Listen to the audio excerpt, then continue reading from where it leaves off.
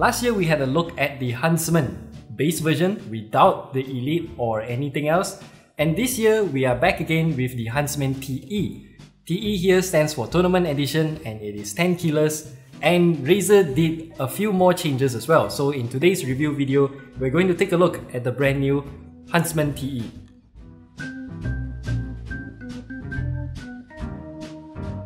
So let's take a look around the box itself. This time we have Razer Linear Optical Switches instead of the clicky one.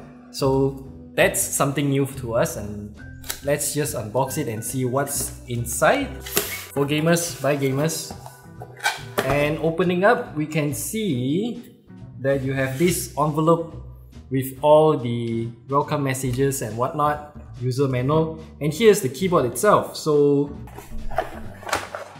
cardboard piece, and here is the cable itself. So this time around, Razer has a removable USB Type-C cable. So this is a braided Type A to Type C cable with this really nice strap, and also end caps, once again with that Razer green header on both sides of the USB cable. And as you can see, the rails on this Type-C port is also in line with the keyboard itself. So you have that removable USB cable here, so that rail will help you and guide the cable inside, and everything sits nice and flush here.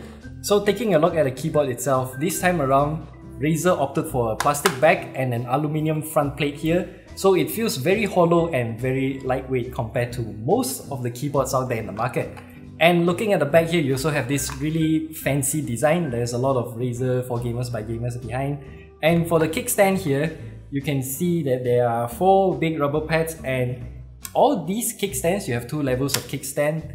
It is labeled with how many degrees of raise that you get on each kickstand. So for example, this smaller one is written 6 degrees, the tallest one is at 9 degrees, and obviously if you don't use any, it will be 0 degrees. One thing you have to take note is the nearly non-existent rubber feet on the kickstand itself. It is really tiny and it doesn't offer that much grip. So if you're using any levels of kickstand, you are only relying on these 2 bottom parts, which is really tiny, so it's easy to move about.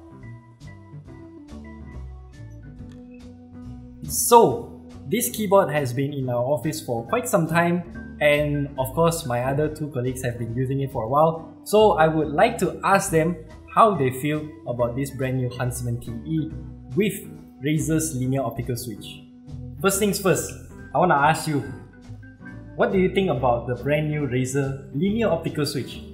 Okay, for those who kind of like tried the previous version before, which is a clicky one, I mean, if you like clicky, then yeah, no problem. But for people like me who don't like clicky switches, this is probably a better alternative, because I'm kind of used to linear switches, so this is something I would prefer more. I've been using linear switches all this while, and for one thing about the optical linear switch is very different from what we used to have. Probably because of their construction of the switch itself, they have metal stabilizers on it. It changes how the key stem moves down. The stem. Less wobble, it goes down straight. Yes. And less scratchy. That's the thing. I have no complaints about that. If you like clicky switches, they do have clicky options for depending on preference, but too bad they don't have like in the middle, like those brown switch option. So if you want to compare this with Cherry MX Raids, how it bottoms and the moment you release it, the bounce back, it's totally different than most of the Cherry MX switches or similar mechanism design. Okay, so actuation force, is it shorter? I won't say it's shorter, but it feels a bit lighter. Lighter, okay. A bit lighter, but the moment you hit that point, I would say it's more of a point where it started to show some resistance. You will feel that difference because there are different parts inside, and you can actually feel it, yeah, somewhere around here. Speaking of the point where the resistance starts, I do feel that even though it's considered linear because it doesn't have any bump, the force, the actuation force travel it starts distance. to resist you. Yeah, the travel distance per force is not linear, it's kind of exponential.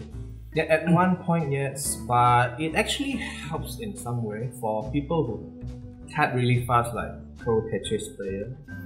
Okay. It will kind of help, I would say.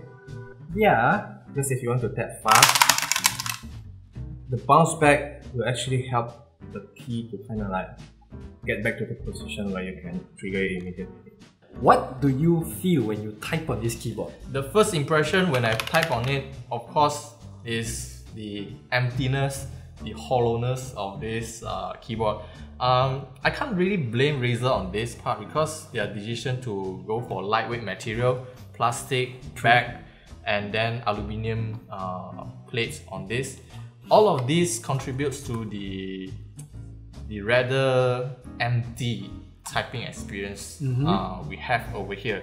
Typing experience wise, it's a bit of mixed bag experience for me because when you type on it, the bottoming feels hollow because you can hear from the sound of it, but how it travels a bit comfortable for some reason. So that's why I mentioned it just now. It's a bit of mixed bags feelings for me when it comes to typing experience. There's no top cover. This is they're using the floating keys design. Yeah. So whenever you type, the noise just Spreads out in that way. So it's not like containing the typing noise.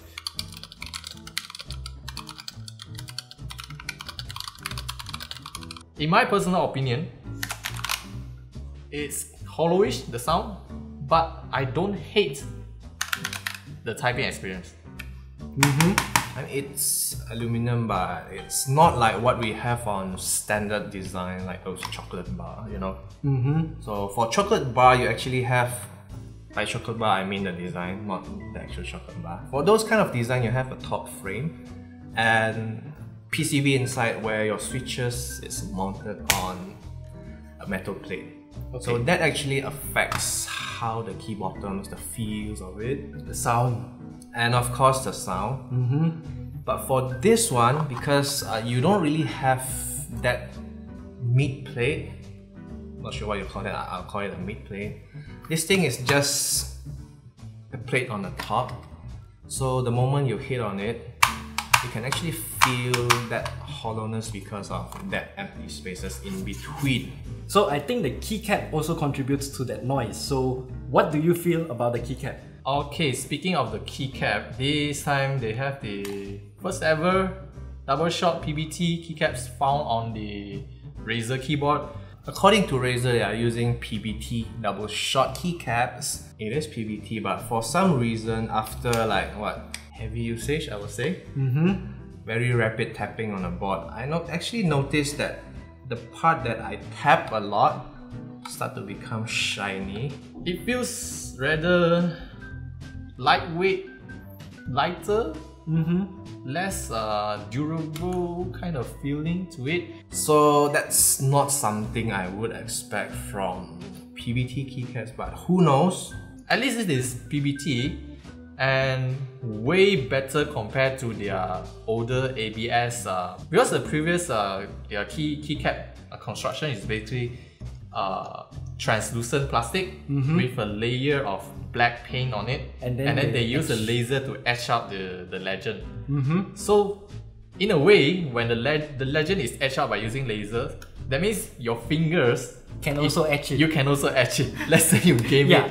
For those of you who actually put O-rings on your keycaps, this will not work because the design of the switch itself is not as what we've seen on the one on Cherries. So even if you put any O-rings on the keycaps, it will not have an effect to dampen the sound. So if I am to do a simple mod, can I put foam pads in it?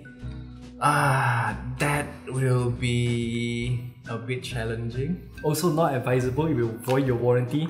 Because the stickers is probably somewhere here. You don't want to break the sticker. Yeah, and this keyboard price is not cheap as well. Then comes the question about lighting. Okay, of course when it comes to Razer product, RGB lighting is something they won't miss out, definitely, especially for this Huntsman TE. I like the font design compared to their previous font, which is too gamery, too chunibyo. Yeah, I agree. This time it's a lot more professional. Right now it's a lot more professional. The font has clean lines to it, like the alternate function, shift enter. All these keys have very smooth font to it. Okay, lighting wise, well, I'm not the kind of person that will turn on the lighting, but if you were to look at the lighting on this Razer Huntsman TE, I mean the colors is okay, but if you look at the longer keys like caps lock, you'll actually notice that you'll see some small areas on the keycaps with the light that doesn't shine at all. I realized that happens with those keycaps with legends that are printed on far ends. So for some reason, the light just doesn't distribute nicely across the entire keycap. Yes. And do notice that how they put the legends of the symbols on the... They have to move it up because The light only comes from from the top RGB of the light key only switch. comes out at the top. That's why you can see some inconsistent lighting distribution on keycaps. My only biggest complaint, the Windows flag is way too big. Oh yeah, that's the thing. At least the lighting is quite nice, the colors. Just that it's not as bright as I wanted it to be. But still, if it's not too bright, well, some people they like it bright, but some they don't like it. It depends on their workspace. Still, if they offer the ability to go way brighter, at least there's an option over there. You can change the brightness. So if I am to say, for me, who goes to the office every day and go back home and I still need to use back the same keyboard, Yes. would you say that I can just leave a USB cable in my office, take this home, then when I arrive home, attach back another USB Type-C cable, then it works? Yeah, it works. It works that way because me too experience the same thing as well. I used to work in a programming house, and then I just bring my own keyboard there, plug in. When I finish the day, unplug it, bring it home. So that's why you can see there's a few cables dangling out from my table. There's a micro USB, mini USB, as well as a USB Type-C. Just for different types of keyboards I have in my collection. Cool!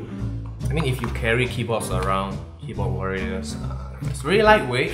Seriously, it's very lightweight compared to traditional design. You can carry it, toss it around. If you travel overseas, that's like plus point. So it doesn't add an extra weight to that. And since it's using removable USB Type-C, Yes. it's One thing I really like useful. is because of the removable. On the standard one, you don't have that, So that's one good improvement. and it's Type-C. Yeah, I like that feature a lot. So as a keyboard designed for gaming, what do you think about it? Okay, for a gaming keyboard, right, usually we will expect features like the key rollover that's sufficient enough for most of the games, right? And some of the multimedia keys that's, you know, if volume gets too loud, you can just adjust it. So those features are present on a keyboard. But one thing that I find that is quite unique, I would say, is that the right word? Okay, quite unique for this keyboard is that unlike most of the gaming keyboards we get on the market, this is actually a 10K RO keyboard, and it has to be triggered using a FN key with the G icon on the F10 keys to trigger the 10K RO. Doesn't really need NK RO for most of the games, and this actually delivers that. Okay, interesting. So you've used this keyboard for a while. What do you think about the overall experience of the Huntsman TE? As in the overall experience, I say the design is very good. I like how Razer is moving forward with this brand new design, clean, no edgy kind of crazy design over it. People who kind of like used to the traditional design will not like it because of the lightweight, the hollowish feeling when you bottom the keys. But if you're really looking into the bounce back time, how fast it reacts because the shorter key travel actuation point, it will actually help those who wants to have a very fast reaction in game. Typing experience is suffice to say it's very good compared to their previous generation Razer switches. Those are Cherry MX clones. Those are not that good. For the price, is it okay? For the price, okay. For the price, I would say it's a little bit on the higher side for the overall build quality and features. But I will say it's still within an acceptable range. We need to get the point here is that this is a tournament edition. The main purpose is to be as portable as it is. You can bring it along with you for tournaments. So we asked around the office, and the general feedback that we got is this keyboard offers a very different typing experience because it is not using any conventional linear switch. The typing experience feels very different as it is really good in terms of the traveling, but bottoming out feels a bit hollow because of its aluminium plate with a plastic back and this open case design. And the keycap feels like it's not really PBT, even though it is PBT. Like our intense user there, he said that there is a bit of keyboard shine after a week's use, so that is something to keep in mind. And also, if you are to add an O-ring, this will not dampen any of the sound. So perhaps if you want to mod it, you need to add some foam pads inside the keyboard itself to dampen it up. And then for the price of 529 ringgit, they say that it is quite okay considering the features that it offers. It is certainly unique. And overall, for my personal preference, I would say this keyboard is not really meant for typing because of the noise that it makes. I am very sensitive to keyboard noise, so this keyboard is not really for me personally. But if you are wearing headphones while you play games, then this is perfectly fine. Another highlight points that we have to make is that the keycap, the legends that it has, is really good. You can bring this to your office and it still looks very professional. And the light that shines through, although there is a bit of issue in terms of distributing the light, I would say it looks really good to the eyes as well. So that is all for the Huntsman TE. Do let us know what you think of this keyboard down in the comment section below, and we will see you in the next video.